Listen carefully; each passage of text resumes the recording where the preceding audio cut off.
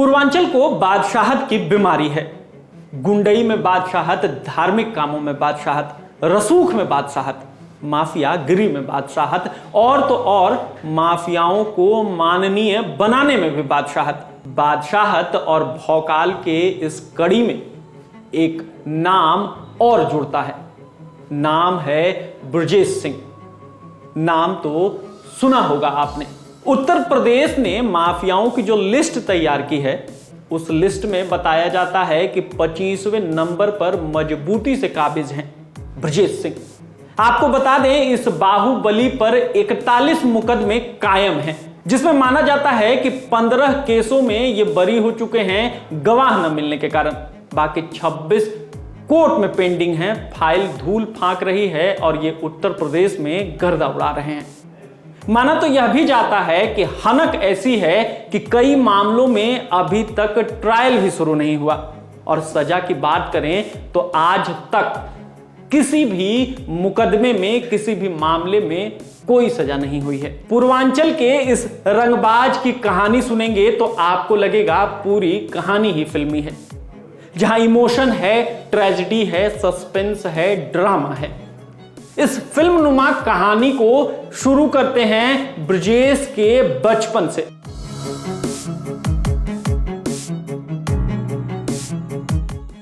आपको बता दें कि ब्रजेश सिंह के बचपन का नाम अरुण सिंह था। अरुण पढ़ाई में बेहद मेधावी था। पढ़ाई में इतना अव्वल कि पिता को लगता था कि बेटा आईएएस बनेगा। बात 1964 की है।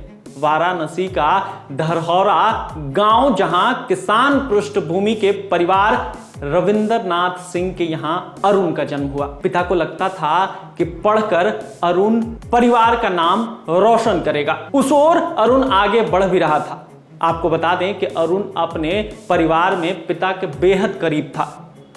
अपने पिता के सपने को अपनी आंखों से देखना चाहता था। बहरहाल मेहनत कर पढ़ना लिखना शुरू किया और इस बीच एक ऐसी अनहोनी हुई जिसने अरुण को अपराध की दुनिया की तरफ धकेल दिया। 27 अगस्त 1984 को गांव के 6 दबंगों ने अरुण के पिता की हत्या कर दी। अरुण नए उम्र का था और इस हत्या ने उसके जीवन को झकझोर कर रख दिया। अब उसने अपने पिता के हत्या का बदला लेना चाहा। सर पर कफन बांध लिया। पिता के मौत का बदला सर पर सवार था। सरफरोशी का जज्बा लिए वह हर दिन इसी फिराक में रहता। हत्यारे के पिता के पैर छुए और उन्हें गोलियों से छन्नी कर दिया। ऐसा बताते हैं कि अरुण के पिता की हत्या का आरोप लगा पड़ोस के पांचू सिंह पर। पांचू उस वक्त इलाके के सबसे पावरफुल हुआ करते थे। अरुण पांचू के घर पहुंचा। घर के बाहर पांचू के पिता हरिहर सिंह बैठे हुए थे। उसने झुककर हरिहर सिंह के पैर छुए, शॉल भेंट की और बंदूक निकालकर गोलियों से छन्नी कर दिया। पिता की हत्या का बदला लेने का यह क्रम शुरू हो चुका था और यह पहली कड़ी थी। उसके पिता की हत्या में गांव के ही प्रधान रघुनाथ की भूमिका थी, जिसे अरुण ने भरी कचहरी में AK-47 से भून दिया। पूर्वांचल के इतिहास में बताया जाता है कि AK-47 से पहली बार मर्डर हुआ था। ऐसे में पुलिस के हाथ पांव फूलने लाजमी थे।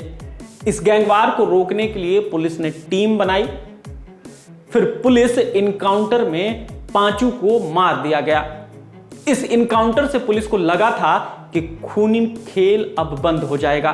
पुलिस शांत हो गई, लेकिन कुछ दिनों के बाद पुलिस को भान हुआ कि यह पुलिस का महज मात्र था। ऐसा हुआ कुछ भी नहीं। ऐसा बताते हैं कि सिकरौरा गांव में पूर्व प्रधान रामचंद्र यादव सहित 6 लोगों की हत्या कर दी गई और इस दौरान अरुण को भी गोली लगी। पुलिस ने उसे पकड़ लिया। फिर पुलिस ने अरुण को इलाज के लिए अस्पताल में भर्ती कराया। कहा जाता है कि अरुण अस्पताल से फरार हो गया। पुलिस ने हर जगह तलाश शुरू की। कुछ साल बाद उसे फिर से गिरफ्तार कर लिया गया। लोग कहते हैं कि यहीं से अरुण सिंह माफिया ब्रजेश सिंह बन गया जब ब्रजेश सिंह का मुख्तार अंसारी से टकराव शुरू हुआ। हम बताते हैं आपको कि ये कड़ियां कैसे जुड़ती हैं। अरुण ने बदला लेने के लिए 6 लोगों की हत्या कर दी और इस वाकये से जनता के बीच उसका खौफ बढ़ गया था। अरुण को भी अपनी ताकत का अब एहसास होने लगा था। अब वो अरुण से नाम बदलकर माफिया ब्रजेश सिंह के नाम से जाना जाने लगा। जेल में ही उसकी मुलाकात तब त्रिभुवन सिंह से हुई। जल्दी ही दोनों में अच्छी दोस्ती हो गई और धीरे धीरे दोनों ने मिलकर ठेकेदारी और रंगदारी जैसे काम शुरू कर दिए, क्योंकि ब्रजेश को समझ में आ गया था कि अगर धंधे में रहना है तो पैसा खूब चाहिए होगा और उसकी पूर्ति यहीं से होगी। यह काम ब्रजेश के लिए कल्प वृक्ष के समान साबित हुआ। 1988 में त्रिभुवन के हेड कांस्टेबल भाई राजेंद्र सिंह की गोली मारकर हत्या कर दी गई। हत्या में नाम आया साधु सिंह और मुख्तार अंसारी का। इस हत्याकांड के पहले तक इन दोनों गैंग के बीच कोई खासी दुश्मनी नहीं बताई जाती है, लेकिन इसके बाद दोनों एक दूसरे के सबसे बड़े दुश्मन बन गए। त्रिभुवन अपने भाई की मौत का बदला लेना चाहता था, जिसमें ब्रजेश सिंह ने त्रिभुवन को मदद का वादा कर दिया था। पुलिस की वर्दी पहनकर साधु सिंह की हुई थी हत्या। राजेंद्र सिंह की हत्या के बाद साधु सिंह को पुलिस ने गिरफ्तार कर लिया। जब साधु जेल में था तभी वह पिता बना। ऐसे में साधु अपनी पत्नी और बच्चे को मिलने देखने अस्पताल आया। इसी दौरान पुलिस की वर्दी में एक व्यक्ति ने उसकी गोली मारकर हत्या कर दी। पुलिस ने बताया कि यह हत्या की आशंका जो थी वो ब्रजेश सिंह पर जताई गई। दोपहर में हुई इस हत्या के 6 घंटे बाद खबर आई कि साधु सिंह की मां, भाई समेत करीब 8 लोगों की मुदियार गांव में हत्या कर दी गई, उनको मार डाला गया। ब्रजेश यहां से अपराध की दुनिया में बेताज बादशाह बनने की तरफ आगे बढ़ गया था। 1992 में ब्रजेश ने गुजरात में रघुनाथ यादव नाम के एक व्यक्ति की गोली मारकर हत्या कर दी। जब सब इंस्पेक्टर झाला ने उसे पकड़ने की कोशिश की तो ब्रजेश ने झाला को भी गोली मार दी। पुलिस का कहना है कि झाला को गोली मारने वाला ब्रजेश ही था। ब्रजेश को लेकर जो डर का माहौल बना, उसी के बलबूते वह पूर्वांचल के जिलों से निकलकर अब झारखंड तक पहुंच गया। झारखंड खनिज के लिहाज से बड़ा धनी राज्य था और जिसका माइंस पर कब्जा होता था उसका बाहुबल और बोलबाला खूब बढ़ जाता था। इसलिए ब्रजेश की नजदीकी झारखंड के कोल माफिया सूरजदेव सिंह से बढ़ी। देखते देखते ब्रजेश बिहार के सूरजभान सिंह का भी खास हो गया। यहां से ब्रजेश ने पैसे बनाना शुरू किया। पूर्वांचल में बादशाहत के बीच मुख्तार बना रोड़ा। अब ब्रजेश सिंह के पास पैसा भी था, पावर भी था, रसूख भी था, लेकिन वह राजनीतिक रूप से खुद को कमजोर आंकने लगा।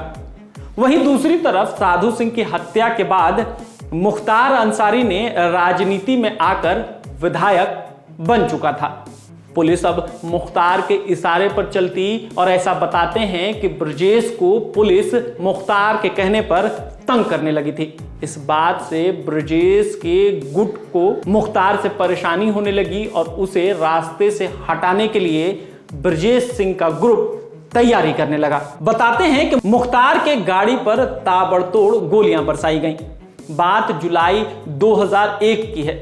मुख्तार अपने काफिले के साथ जा रहा था। ब्रजेश गुट का एक ट्रक मुख्तार के काफिले के आगे और दूसरी कार काफिले के पीछे चल रही थी। मोहम्मदाबाद से 7 किलोमीटर दूर उसरी चट्टी के पास रेलवे का फाटक बंद हो गया तो कार पीछे रह गई। तभी अचानक ट्रक रुकता है और ट्रक से 2 हथियार बंद बदमाश मुख्तार के काफिले पर ताबड़तोड़ गोलियां बरसाने लगते हैं।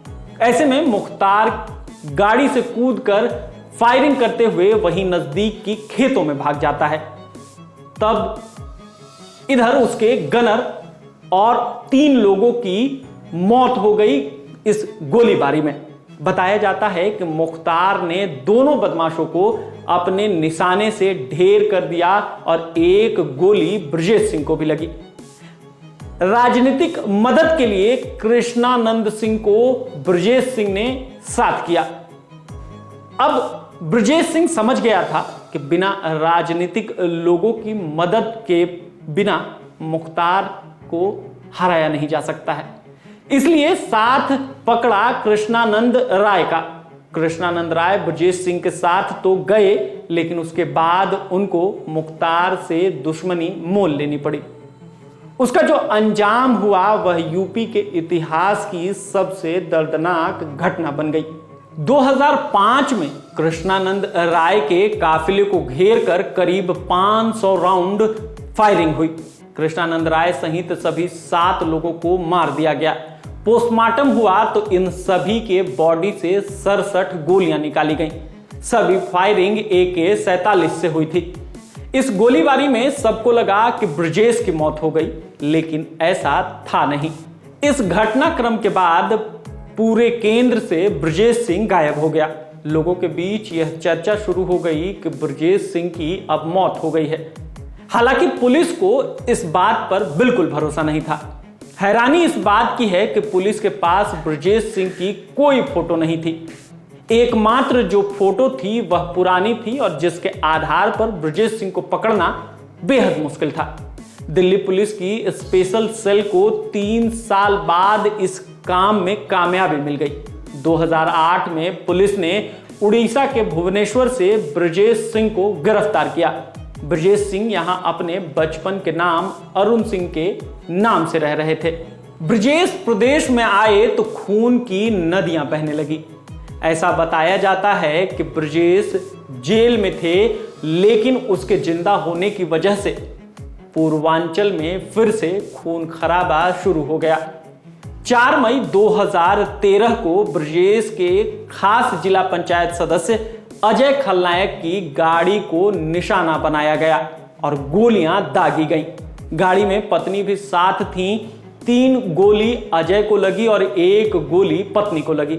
हालांकि दोनों की जान बच गई। ठीक 2 महीना बाद 3 जुलाई को ब्रजेश के चचेरे भाई सतीश सिंह को सरेआम गोलियों से भून दिया गया। ब्रजेश पुलिस हिरासत के बीच 13वीं में शामिल होने धौरहरा गांव आया और परिवार की हालत देखकर ब्रजेश रो पड़ा। उसने कहा कि पुलिस ने लापरवाही दिखाई है। अगर अजय खलनायक पर हुए हमले के मामले में केस दर्ज होता और मुख्तार का नाम नहीं हटाया गया होता तो यह घटना नहीं होती। यह पहली बार था जब ब्रजेश सिंह ने पुलिस पर भरोसा जताया था। मुख्तार को मारने के लिए 6 करोड़ की सुपारी दी थी। ब्रजेश अब जेल में था, इसलिए उसने मुख्तार अंसारी की हत्या के लिए लंबू शर्मा को 6 करोड़ रुपए की सुपारी दी थी। लंबू कुछ कर पाता इसके पहले ही पुलिस ने उसे आरा कोट धमाके में गिरफ्तार कर लिया था। पूछताछ हुई तो सुपारी का खुलासा हो गया। इसके बाद उस वक्त की सपा सरकार ने मुख्तार की सुरक्षा दोगुनी कर दी। वह विधानसभा जाता तो विशेष निगरानी होती। पूर्वांचल के हिस्सों में हिंसा रोकने के लिए पुलिस की स्पेशल क्राइम ब्रांच नजर रखने लगी। जेल से ही चुनाव लड़ा और MLC बन गया। ब्रजेश ने 2012 में चंदौली की सैयद रजा सीट से विधानसभा का चुनाव भी लड़ा, लेकिन मनोज सिंह डब्लू से हार गया। आपको बता दें कि मनोज सिंह पहले सपा में थे, टिकट भी वहीं से मांग रहे थे, लेकिन टिकट नहीं मिला और किसी और को दे दिया गया। इस बात से मनोज सिंह को झटका लगा, लेकिन मनोज सिंह ने हार नहीं मानी और निर्दलीय चुनावी मैदान में कूद गए। हालांकि सूत्र बताते हैं कि कई बार अलग अलग तरीके से ब्रजेश सिंह ने मनोज सिंह को मैनेज करने की कोशिश की। जेल से फोन भी किया गया, लेकिन मनोज सिंह नहीं डिगे और मनोज सिंह ने ब्रजेश को निर्दलीय हरा दिया। उसके बाद ब्रजेश सिंह ने 2016 में शाहजहानपुर जेल में रहते हुए निर्दलीय वाराणसी सीट से MLC का चुनाव लड़ा और जीत गया। ब्रजेश सिंह ने मनोज सिंह की बहन मीना सिंह को 1986 वोट से हराकर उस हार का बदला ले लिया। फिलहाल ब्रजेश सिंह जेल में है और उसका सारा काम हेमंत सिंह देखता है। ब्रजेश सिंह देश का एकमात्र एमएलसी रहा है जिस पर 41 केस दर्ज हैं। मकोका यानी Maharashtra control of organisation crime act, TADA यानी terrorist and disruptive activities act, gangster act, हत्या की साजिश, दंगा भड़काने, वसूली और धोखे से जमीन हड़पने के मुकदमे दर्ज हैं, लेकिन आज तक उसे किसी भी केस में दोषी साबित नहीं किया जा सका। आप बने रहें महाखबर के साथ। धन्यवाद।